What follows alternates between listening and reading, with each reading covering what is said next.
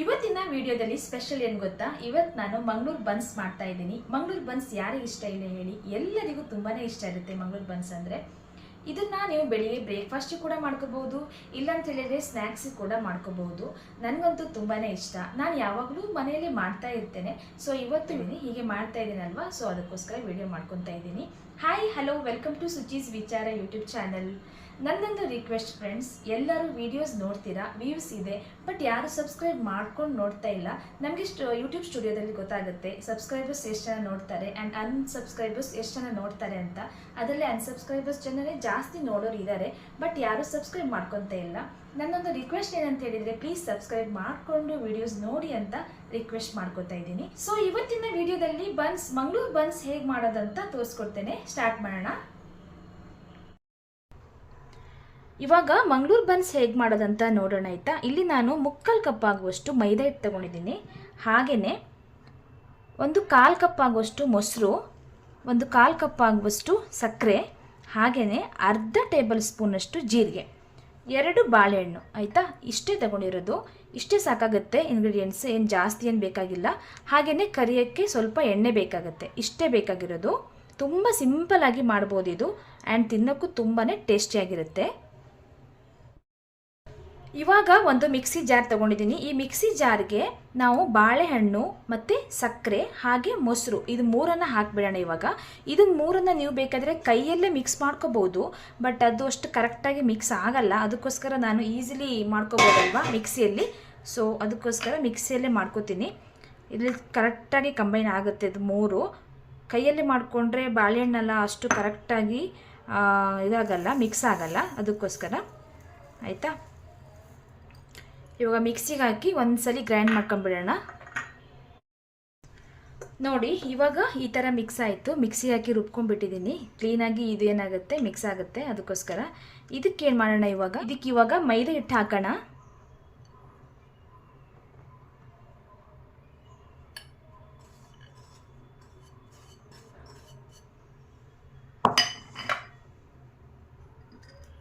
ಹಾಗೆಯೇ ಜೀರಿಗೆ ಹೇಳಿದ್ನಲ್ವಾ, ಜೀರಿಗೆ, ಹಾಗೆಯೇ ಒಂದು ಚಿಟಿಕೆ ಆಗುವಷ್ಟು ಉಪ್ಪು.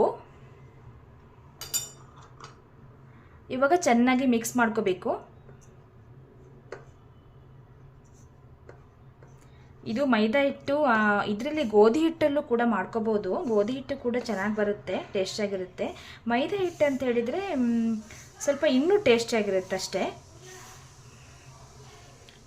ಈ ಗೋಧಿ ಚಪಾತಿಗೆಲ್ಲ ಹೆಂಗೆ ಮಿಕ್ಸ್ ಮಾಡ್ತೀವಲ್ಲ ಅದೇ ರೀತಿ ಮಿಕ್ಸ್ ಮಾಡಿಕೊಂಡ್ರೆ ಆಯಿತು. ನೋಡಿ ಈ ರೀತಿ ಕಲಿಸ್ಕೊಂಬೇಡಿ. ಒಂದು ವೇಳೆ ಹಿಟ್ಟು ಜಾಸ್ತಿ ಆಗಿಬಿಟ್ರೆ, ಇವಾಗ ಹಿಟ್ಟು ಜಾಸ್ತಿ ಆದರೆ ನೀವೇನು ಮಾಡ್ಕೋಬೇಕು, ಸ್ವಲ್ಪ ಮೊಸರು ಹಾಕ್ಕೊಂಬೇಡಿ ಆಯಿತಾ. ಸ್ವಲ್ಪ ಮೊಸರು ಹಾಕ್ಕೊಂಡು ಹಾಗೆ ಕಲಸಿ. ಒಂದೊಂದ್ಸರಿ ಏನಾಗುತ್ತೆ ಗೊತ್ತಾ, ಮೈದಾ ಹಿಟ್ಟು ಜಾಸ್ತಿ ಆಗಿಬಿಡುತ್ತೆ, ಮೊಸರು ಕಡಿಮೆ ಆಗಿಬಿಡುತ್ತೆ. ಆವಾಗ ನೀವು ಏನು ಮಾಡಿ, ಹಿಟ್ಟು ಮಿಕ್ಸ್ ಆಗಿಲ್ಲ ಅಂತ ಹೇಳಿದರೆ ಆವಾಗ ಸ್ವಲ್ಪ ನೀವು ಮೊಸರು ಹಾಕ್ಕೊಂಡು ಮಿಕ್ಸ್ ಮಾಡ್ಕೋಬೋದು, ಏನೂ ಆಗಲ್ಲ. ನೋಡಿ ಮಿಕ್ಸ್ ಆಗಿ ಚೆನ್ನಾಗಾಗಿದೆ. ಇವಾಗ ನಾನು ಏನು ಮಾಡ್ತೀನಿ, 5 ಗಂಟೆ ತನಕ ಇದನ್ನು ಹಾಗೆ ಇಟ್ಬಿಡ್ತೀನಿ. ಸಡನ್ನಾಗಿ ಮಾಡೋಕ್ಕಾಗಲ್ಲ, ಇದು ಹಿಟ್ಟು ಕಲಸಿದ ಕೂಡಲೇ ಮಾಡೋಕ್ಕಾಗಲ್ಲ. 5 ಗಂಟೆ ಒಂದು ಪ್ಲೇಟನ್ನು ಮುಚ್ಚಿಟ್ಟು ಕ್ಲೀನಾಗಿ 5 ಗಂಟೆ ತನಕ ಇಟ್ಬಿಡ್ತೀನಿ. 5 ಗಂಟೆ ನಂತರ ಇದನ್ನು ಕರಿಯೋಣ. ಓಕೆ, ಹೇಗೆ ಬರುತ್ತೆ ಅಂತ ನೋಡೋಣ. ಓಕೆನಾ. ನೋಡಿ ಇವಾಗ ಕರೆಕ್ಟಾಗಿ 5 ಅವರ್ ಆಗಿದೆ ಆಯಿತಾ. 5 ಗಂಟೆ ನಂತರ ಇವಾಗ ನೋಡ್ತಾ ಇದ್ದೀನಿ ಹೇಗಾಗಿದೆ ನೋಡುವ. ನೋಡಿ ಈ ಥರ ಆಗಿದೆ, ಸಾಫ್ಟಾಗಿ ಬರುತ್ತೆ 5 ಗಂಟೆ ನಂತರ.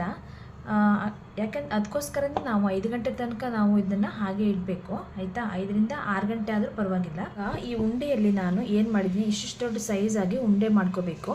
ಇಷ್ಟು ದೊಡ್ಡ ಸೈಜ್ ಸಾಕಾಗುತ್ತೆ. ನೋಡಿ ಇಷ್ಟು ದೊಡ್ಡ ಸೈಜ್ ಸಾಕಾಗುತ್ತೆ.